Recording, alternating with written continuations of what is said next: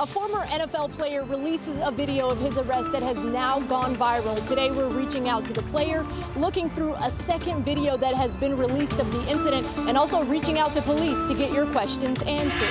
A young man is being called a hero tonight after he caught his neighbors jumping out the windows after an apartment fire. She hugged me, kept on hugging me. I was like, yeah, I did that. Live from Atlanta, 11Alive at 5 starts now. Breaking right now, a former NFL hopeful expected to speak any moment now and share his side of the story after video of him being arrested in Henry County went viral. 11Alive's Natasha Lance now is there, and she is going to be checking with her in just a little bit. But first, we want to walk you through all of this and how it happened. This video has been showing up very active. I'm not even doing nothing. I'm not even fighting back. I'm not even fighting back. So this video has been showing up on Facebook over the last couple of days, and it appears to show Henry County Police struggling with Desmond Morrow, a NFL hopeful. Now, in the video, Morrow is thrown to the ground while his hands appear to be cuffed behind his back. At one point, an officer grabs him by the throat, and you can hear Morrow say that he can't breathe. He cannot breathe just before he appears to go limp. After trying to talk to police all day long, they just emailed us about 15 minutes ago saying they are reviewing what happened, and the officer involved is now on administrative duty while they do an internal affairs investigation. Tonight, people cannot stop talking about that video and the arrest. The story's been one of our most viewed stories on 11alive.com and on the 11Alive Facebook page. Our original post from yesterday had over 1,700 clicks. So many people outraged by the original video and urging us to find out more about what happened. And tonight we're setting out to answer your questions as 11Alive's Naima Abdullahi uncovers a new second video from this arrest. That's right, Jeff, and here's why this video has gained millions of views online along with thousands of comments. Because of what's happening while Desmond Morrow has his hands handcuffed behind his back, you can see police slam him to the ground. Digging through the comments, that's why so many people on our Facebook fan page are outraged, and we wanted to go deeper, get both sides of the story to get your questions answered. And late this afternoon, Morrow's attorneys responded with a statement saying, quote, "Prior to the violent incident with Henry County Sheriff deputies, Mr. Morrow was a victim of a hate crime. He was called racial slurs by two white males while driving and had hot coffee thrown in his vehicle by these individuals. He then followed the individuals and a discussion ensued." Now, this afternoon, a witness also sent us a second cell phone video that shows what happened before police handcuffed him and also the conversation Morrow had with two men. Relax. Trust me, relax, sir. Right, this is relax. Right. I would have shot him in his head for like that from where I come from. You don't want to do that, man. I don't need his tag number, sir. I can talk to him like a man. Now, at this moment, we don't know how much time passed between that video and the video of the arrest. Morrow was charged with terroristic threats, reckless driving, and aggressive driving. So why was he charged? Henry County Police couldn't talk to us on camera today, but said yesterday this started from a possible road rage case. Morrow allegedly followed a car after someone threw a cup of coffee at his vehicle. Officers say right after they saw an argument happening in a parking lot. A witness then told police he heard Morrow say he was, quote, going to shoot them. This is when officers say they made the decision to arrest him. Now, all day long, we've been demanding the full body cam footage from Henry County Police along with dash cam video to show the entire interaction, what it was like from beginning to end. We all deserve to see that transparency because so many people are interested in this story. So far, we haven't heard back on that request from the police department. Now, in a now viral video that has reached so many people online, Morrow says that his teeth was knocked out, that police slammed his head and choked him until he was unconscious. He goes on to say, "I was falsely arrested and taken into custody. I was arrested for having a gun that turned out to be my cell phone." We all know you, the viewer, are really interested in this video. It's the biggest talker on our Facebook page. That's why we want to know more information. One of the questions is, why is this just now surfacing when the incident happened back in December? So we'll stay on this story throughout our newscast and throughout the late feed tonight. Back to you. Yeah, the body cam video will be interesting to see, Naima. And this story has made a lot of people angry. They went to our Facebook page to sound off. Marty posted I'm usually always on the side of police, but I did not see any resistance from the man in the video that I saw. I believe the police used excessive force, and again, this bit of video that I was shown. Joshua posted this: there is no way you can expect to slam someone face first into the pavement and not expect them to be unharmed. Coming up at 5:30, we will check in with Natisha Lance, who is with Morrow and his attorneys right now. We will be streaming their news conference on our Facebook page. Plus, we will also give you the opportunity to head to 11alive.com to watch both videos of the arrest and let us know what you think about it. It started with a suspicious probation officer, and it ended with a gruesome discovery. Tonight, Charles Patrick is accused of killing his ex-wife, then burying her in his backyard in Gilmer County. As Latasha Givens explains, no one may have ever found those remains if it wasn't for that probation officer who could not shake the feeling that things just did not add up.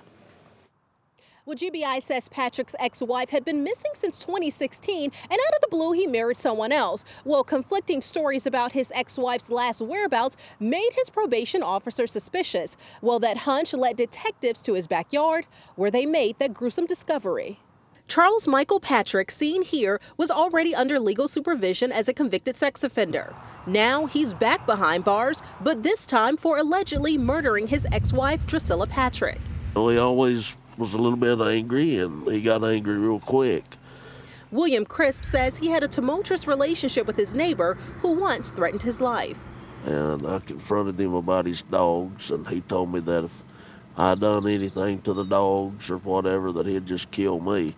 Crisp says after that encounter, he kept his distance until GBI started investigating the disappearance of Patrick's ex-wife. Although she was never officially reported missing, according to the GBI, Drusilla Patrick was last seen between December 2016 and January 2017. Detectives say Patrick gave conflicting accounts of her whereabouts to his probation officer. Neighbors said the same thing. He had told them that she had actually died of cancer back in March of last year. GBI agents became concerned about Drusilla's safety. Crisp says he was home Wednesday and Thursday when agents converged on Patrick's backyard. And just before dark, I saw him take the rakes and the shovels and a cadaver bag and a bunch of evidence bags down the hill. So at that point, I figured that they had found something, whether it be her whole body or little pieces of evidence that they could use. Now GBI is awaiting testing to confirm whether the remains are in fact Drusilla Patrick. And GBI is expected to begin the autopsy on those human remains found. We'll continue to follow the story. In Gilmer County, I'm Latasha Givens, 11Alive News. An argument between a man and his Uber driver at the Ansley Mall in Midtown leads to gunfire. Tonight, the driver is sharing his side of the story. I sped away, and he put his gun and shot in the head. That's a really busy area. That gas station right there is always packed, and it happened early this morning. Nobody was struck by the gunfire. Atlanta police are still looking for the man who opened fire into midair. Tonight, a break in the case of the infamous crying robber in Smyrna. Police say they now know one of the two men that broke into a home, terrorizing the homeowners inside. Police issued an arrest warrant for 25-year-old Ricky Grace. He's wanted in connection with the home invasion, which started with a woman who knocked on the door crying. What did you do this to me? I always say, you know I'm only 19. You know I don't have no money. When the resident opened the door, the woman forced her way in with two other accomplices who were hiding, and then they robbed the homeowner. Police later arrested that woman, 19-year-old Amanda Tanks. The third person involved hasn't been identified or arrested yet. Are you ready for a dry weekend where both days are going to be dry? Well, we've got it coming up here this weekend. You know, so far in 2018, we have had 16 weekends. 11 of those have been wet for either one or both of the weekend days. 3 of the dry weekends that we had were in January, so it seems like since then, just about every weekend has been wet, at least on one of those days. Now, this weekend, we are finally going to see both days dry, and this is the first weekend since beginning of April on Easter that we have had 2 dry days on a weekend. So soak it up, enjoy it, and in fact, we are entering into a drier pattern, not only for the weekend, but also as we head into next week as well. Temperatures today rebounded nicely compared to yesterday when we only got up to 60 degrees when we were watching that rain move through the area. 71 is our temperature right now. That's feeling pretty good. Still trending a little bit below the average though. Athens is 74, 73 in Eatonton. We got some upper 60s though in Blairsville and also in Clayton. Through the rest of the evening hours, it's going to be looking nice. This is a live look here from our tower cam in Cobb County, looking over SunTrust Park, all that blue sky. It's going to be really nice out there this evening. The sun sets around 8:13. We'll see a nice sunset out there as well. So here's what we're watching through the rest of the evening hours. Temperatures fall into the 60s by 8 o'clock and then 50s for the overnight hours. By tomorrow morning, lower 50s to start the day. We'll hit the 70s again tomorrow. We'll talk more about that dry weekend and the dry pattern into next week coming up. Chris, thank you. Tonight, the Atlanta City Council's Finance Executive Committee now is calling for an independent review of bonuses that former Mayor Kasim Reed doled out during his final days in office. If the committee approves the resolution, the city's auditor and ethics officer will conduct a review, which must then be completed within a month, within 30 days. Records show more than $500,000 in bonuses and gifts were handed out late last year. Former Mayor Reed said there are no laws that restricted him from giving them out. Current Mayor Keisha Lance Bottoms wants an outside law firm to investigate. Residents at this apartment in Stone Mountain woke up to fire and smoke, and many of them had to jump from the burning building. Tonight, we are learning more about the young man being called a hero in this fire. Here's 11Alive's Caitlin Ross.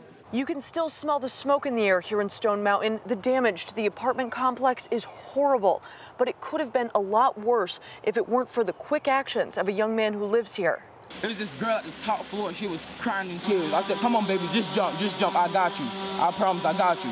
Antonio Sr. was frantic, running from building to building, telling people who lived 3 floors up to jump for their lives. He was screaming. That's the only reason we came outside. His neighbor saw him coaxing a young girl down before the fire department arrived. I said, come on, just don't worry about it. As long as you got your life, you don't need nothing. Just come. Senior was up on the balcony just after midnight when he realized the building was on fire. And I felt like I heard something crackling. He told his mom and his immediate neighbors before helping 3 other people get out. The young girl left on the 3rd floor when he told her to jump.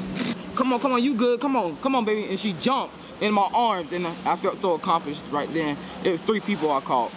I feel so good right now. Everything inside that unit is destroyed. Management says they'll have to demolish the entire building. Reporting in Stone Mountain, Caitlin Ross, 11Alive News. Well, he spent decades as the face for NBC News, a man who needs no introduction anywhere in America. Now Tom Brokaw reacts to the allegations that he sexually harassed a coworker in the 1990s. And Matt Pearl is here with another story of Untold Atlanta. And this story will have you nodding your head to the beat, and it'll hit your heart as well. Untold Atlanta is next.